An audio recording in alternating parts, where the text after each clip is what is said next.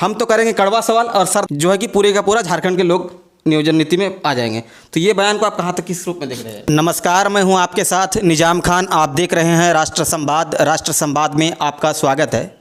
अभी हम इस वक्त पहुँचे हैं झारखंड के नाला विधानसभा अंतर्गत बनकाठी गांव पहुँचे हैं और ये आवास है झारखंड सरकार में रह चुके पूर्व कृषि मंत्री और नाला विधानसभा से भाजपा के कद्दावर व वरिष्ठ नेता श्री सत्यानंद झा जी उर्फ बाटुल जी के आवास पर हम बैठे हैं और हमारे साथ देख सकते हैं सर मौजूद है। दरअसल बीते दिनों नाला विधानसभा अंतर्गत पुतुलबना में एक कार्यक्रम झारखंड मुक्ति मोर्चा का आयोजन हुआ था और उसमें बतौर मुख्य अतिथि के रूप में नाला विधानसभा के स्थानीय विधायक से झारखंड विधानसभा के अध्यक्ष रविंद्रनाथ महतो जी उपस्थित थे, जिसमें उन्होंने अपने संबोधन में भाजपा का बगैर नाम लिए कहा कि भाजपा के पिछले विधायक ने नाला में कुछ भी विकास नहीं किया और नाला विधानसभा को कलंकित करने का काम किया। और वही एक दूसरे नेता के बारे में भी उन्होंने बगैर नाम लिए बताएं कि एक नेता जो है वो अपना स्कूल छोड़ करके नेतागिरी करने लगे, कभी भाजपा में, कभी आजसू में, कभी इस दल में तो कभी उस दल में। उन्होंने कहा है कि साफ तौर पर ऐसे लोग नाला विधानसभा का विकास नहीं कर सकते, ऐसे लोग जनता को ठगने का काम कर सकते। तो इस तमाम कड़वे सवाल के साथ हम सर का जवाब जानने की कोशिश करेंगे। हम तो करेंगे कड़वा सवाल और सर देंगे मीठी मीठी जवाब। तो सर आपका सबसे पहले हमारे चैनल पर बहुत बहुत स्वागत है। क्या कहेंगे सर उस पर? देखिए, मैं तो इतना ही कहूँगा कि हमारे कार्यकाल के बारे में जानकारी अवश्य रखना चाहिए, खासकर जो लोग पढ़े लिखे हैं, जो विद्वान हैं। और हमारे माननीय विधानसभा के अध्यक्ष महोदय बहुत बड़े उच्च पद पर हैं, मैं उनका सम्मान करता हूं, लेकिन जानकारी होना चाहिए कि इस राज्य में राज्य बनने के बाद से जो जनसेवक की बहाली नहीं हुई थी, 2000 जनसेवक की बहाली हमारे समय में हमने अपने कलम से किया है और कहीं भ्रष्टाचार की बदबू नहीं है। कोई भी आज भी एक जनसेवक से पूछ लिया जाए, पैसे के कहीं कहीं नहीं है एकदम। इतना ही नहीं, एटीएम और बीटीएम की बहाली भी जो कृषि विभाग में पदाधिकारी स्तर, हाँ, पदाधिकारी के स्तर से आते हैं, उन सभी की बहाली मैंने किया। और बहाली का सबसे ज़्यादा बहाली उस समय अर्जुन मुंडा की सरकार में कृषि विभाग में किया और मैं कृषि मंत्री के था, और कहीं भी से भी भ्रष्टाचार की एक बदबू नहीं आई। जहाँ तक विकास की इसका सवाल है, तो नाला विधानसभा के अंतर्गत 3 पर्यटक स्थल, 3 धार्मिक स्थल को पर्यटक स्थल में बनाने का काम, घोषित उनको पर्यटक स्थल का दर्जा देने का काम मेरे ही समय में हुआ।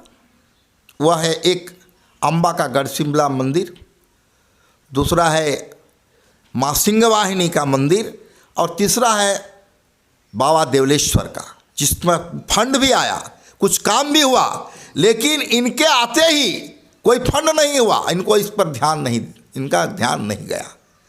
जब वो पर्यटक स्थल था तो उस पर पैसे लाके विकास का काम माननीय अध्यक्ष महोदय को करना चाहिए, लेकिन उन्होंने आंख मूंद लिया।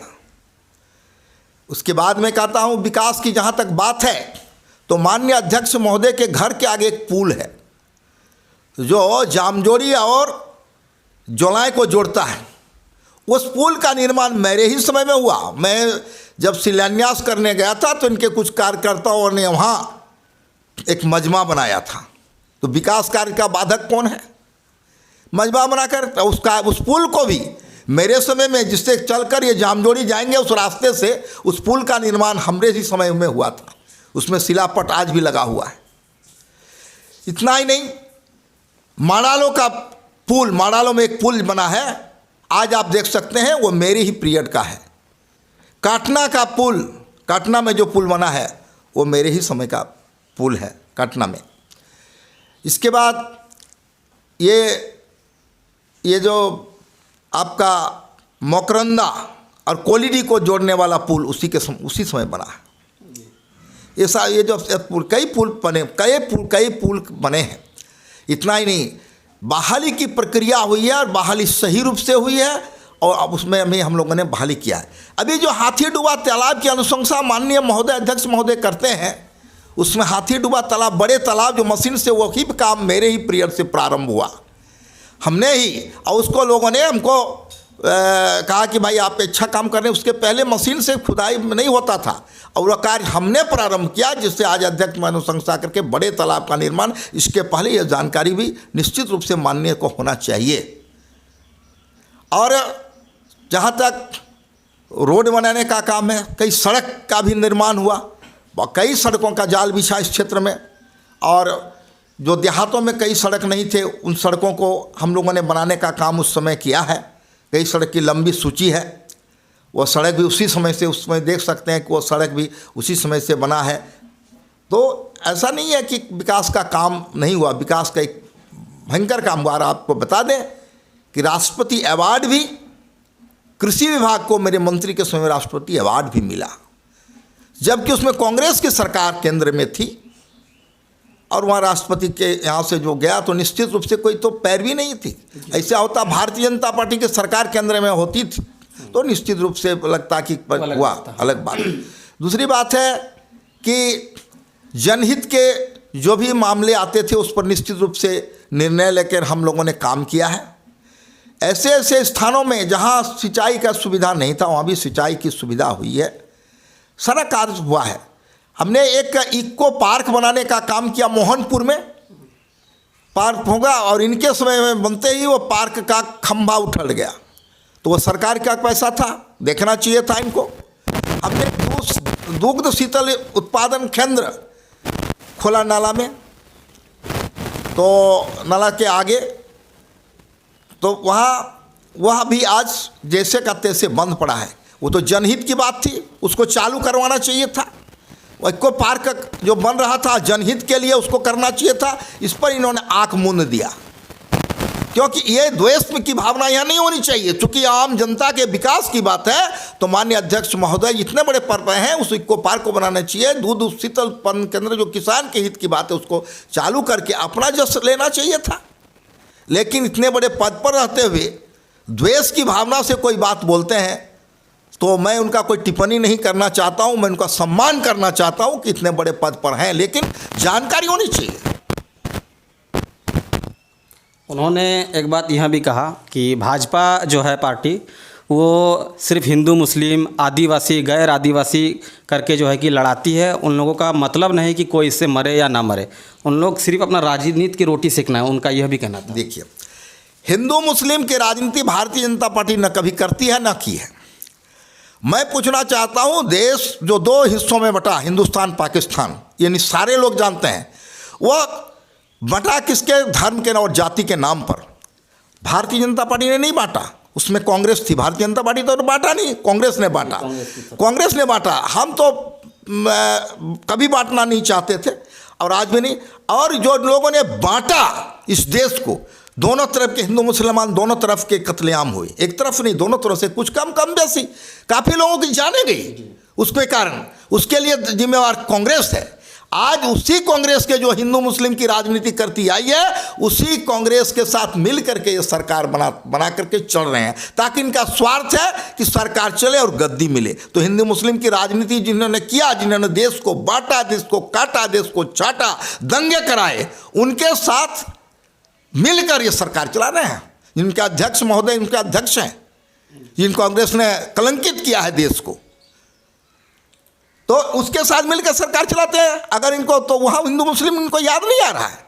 दूसरी बात है कि इन्होंने विधानसभा में एक कमरा मुस्लिम विधायक के लिए नमाज पढ़ने या उसके वहाँ बैठने के लिए किया है। मैं उसका सम्मान करता हूँ, गलत नहीं, लेकिन ये पक्षपाती है। मैं कहता हूँ अगर मुस्लिम लोगों के लिए सबके साथ सबका साथ सबका विकास, तो कम से कम 60 से ज़्यादा के संख्या में हिंदू विधायक हैं, उनके लिए भी इनको एक कम से कम कृष्ण भगवान के पूजा या बजरंगबली के पूजा के लिए कमरा होना चाहिए, ताकि सबके समानता हो। ये इनका ये मुस्लिम के लिए कोई काम नहीं किया, ये मुस्लिम लोगों को ठगने का काम किया, मुस्लिम वोट को बटोरने का काम किया, मुस्लिम को वोट बैंक बनाने का काम किया कि हम देखो मुस्लिम के लिए क्या कर रहे हैं। अरे कमरा देने से और वहाँ नमाज पढ़ने से क्या मुस्लिम का उद्धार हो जाएगा? मुस्लिम का मुकेश मुस्लिम के लिए विकास के लिए कौन सा नीति इन्होंने बनाया सरकार ने, हमको बता दें। इन्होंने मुस्लिम को आज वोट बनाने, जो कांग्रेस वोट बना के रखा था, वही वोट आज कांग्रेस से मुस्लिम कट रहे हैं, वही वोट बैंक बना करके रखने का काम ये विधायक करते हैं। ये सोचते हैं कि आदिवासी और मुस्लिम ये वोट हमको मिल जाए, बाकी वोट तो इधर उधर से कुछ कर कुटुंब सगे संबंधी और जाति के नाम से आ जाएगा, तो मैं विधायक बना रहूँगा। इसको दिखाने के लिए उन्होंने मुस्लिम को दिखाने के लिए कि देखो देखो होता है ना, देखो देखो कलकत्ता का जादू देखो, पहाड़ देखो, यह इन्होंने देखने के लिए वहाँ एक कमरा बनाया, जो इन्होंने इसमें कमरा बनाकर हिंदू मुस्लिम के बीच खाई उत्पन्न करने का काम किया। इससे हिंदू नाराज है, हिंदू की दोनों का होना चाहिए था। मैं स्पष्ट कहता हूँ, मुस्लिम के लिए मैं विरोध नहीं हूँ, उनको होना चाहिए था तो हिंदुओं के लिए भी वहाँ होना चाहिए था और आदिवासियों के लिए होना चाहिए था।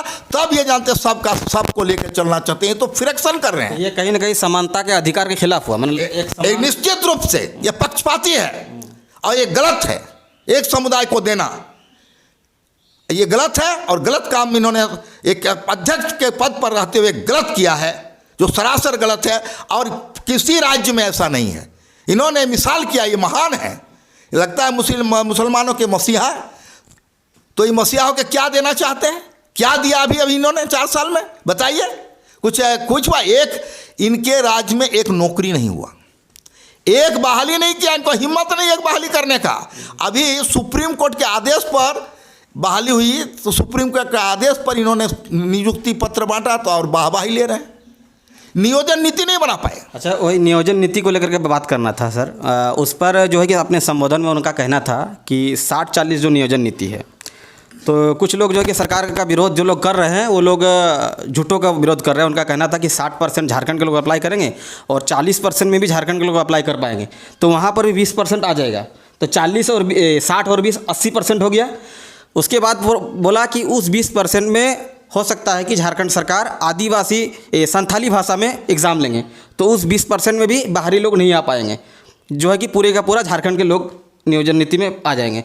तो ये बयान को आप कहाँ तक किस रूप में देख रहे हैं? यह बयान छलावा बयान है, लोगों को ठगने वाला काम है। यही लोग किया है ठगने का। यही लोग आज तक आदिवासी को ठगने का काम किया और अब मुसलमानों को ठगने की दिशा में काम कर रहे हैं। ये 60-40 आया कहाँ से? इनका नियोजन नीति कहाँ गया? ये 1932 कहाँ चला गया? ये तो खतियानी यात्रा निकाल रहे थे, खतियानी यात्रा इनका कहाँ चला गया? उनका कहना है कि 1932 खतियान राजभवन ने लौटा दिया। राजभवन ने लौटाया, ऐसा नहीं है। आपने फिर से पारित क्यों नहीं किया? और आपका 60-40 फिर से राजभवन लौटाने से क्या? फिर से आप देते, 2 बार देते, 3 बार, 1 बार लौटा सकता है। और ये तो आप राजभवन पर दोष मोड़ करके नहीं बच सकते हैं। आप नियोजन नीति बनाइए। यानी कहीं ना कहीं नीति बनाने में गलती हो रही है। नीति नहीं, आज तक नीति नहीं बना सके। यही नीति बनाने के नाम पर अर्जुन मुंडा से इन्होंने अर्जुन मुंडा की सरकार से हेमंत सोरेन ने समर्थन वापस लिया था। आज में इस सरकार के 4 वर्ष कार्यकाल गुजर गया, एक बहाली ने नियोजन नीति नहीं बनाया। 60-40 क्यों है भाई? 60 हम क्यों लेंगे? हम चाहते हैं 100% झारखंड में। जब पश्चिम बंगाल में हमको एक नौकरी नहीं मिलता, गुजरात में नहीं मिलता, महाराष्ट्र में नहीं मिलता, झारखंड का में 40 किसको देंगे?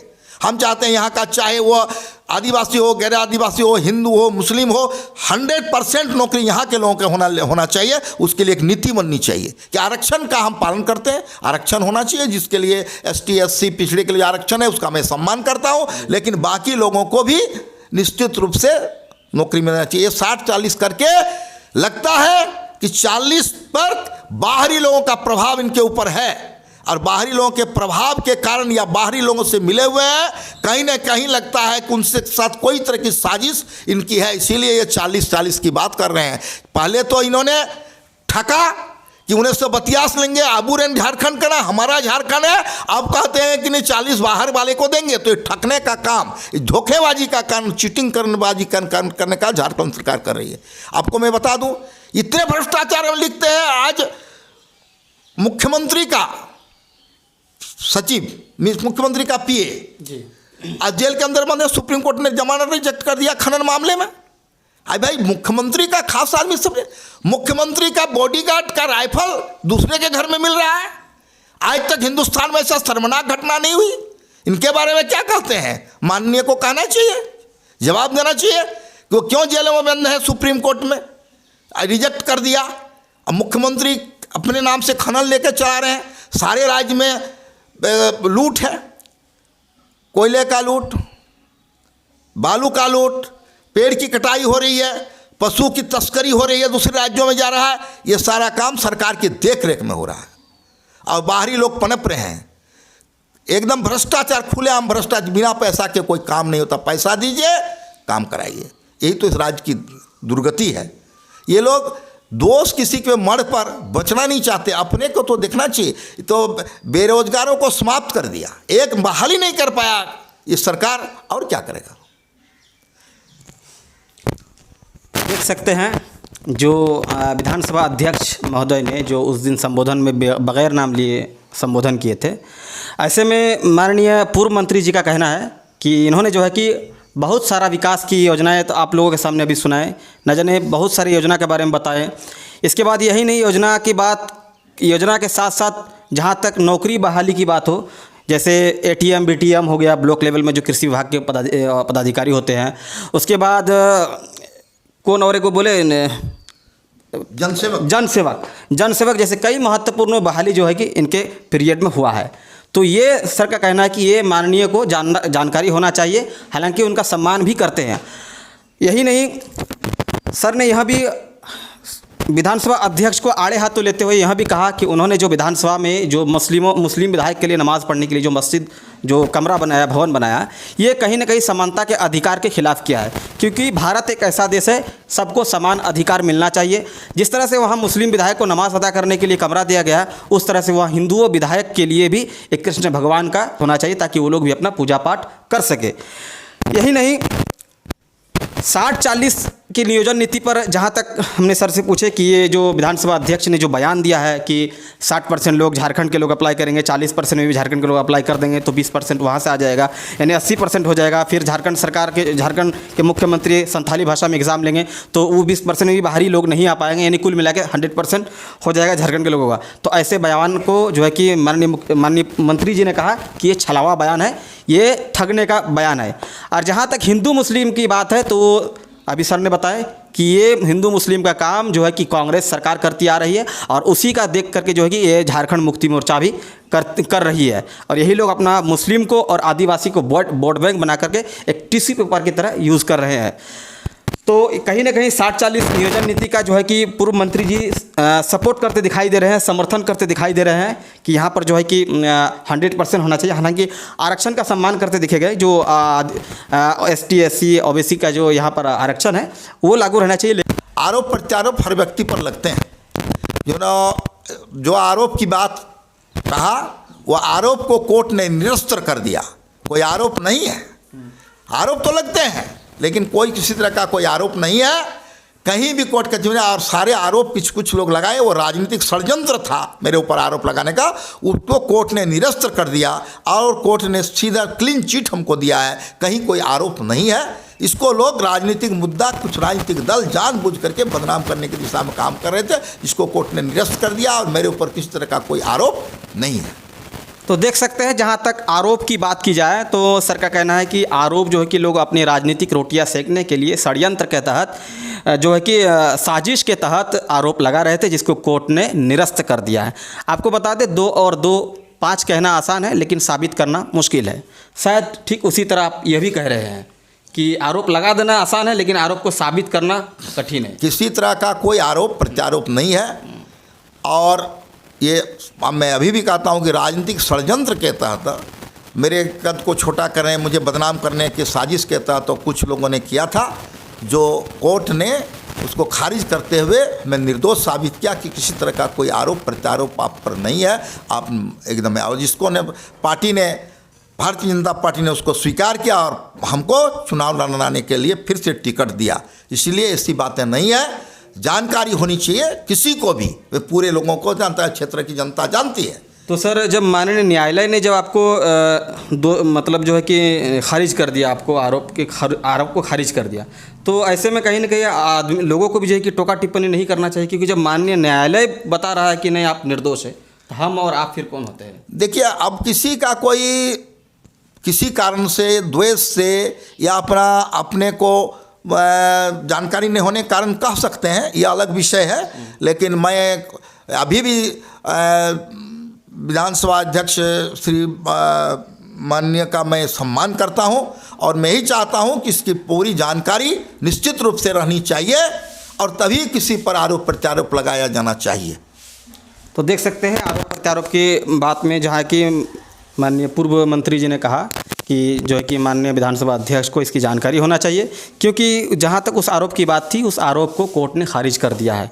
ये साजिश के तहत कुछ लोगों ने बदनाम करने के लिए पूर्व मंत्री के ऊपर जो है कि इस तरह का साजिश रचा था। तो दोस्तों फिर मिलते हैं किसी नई खबर के साथ।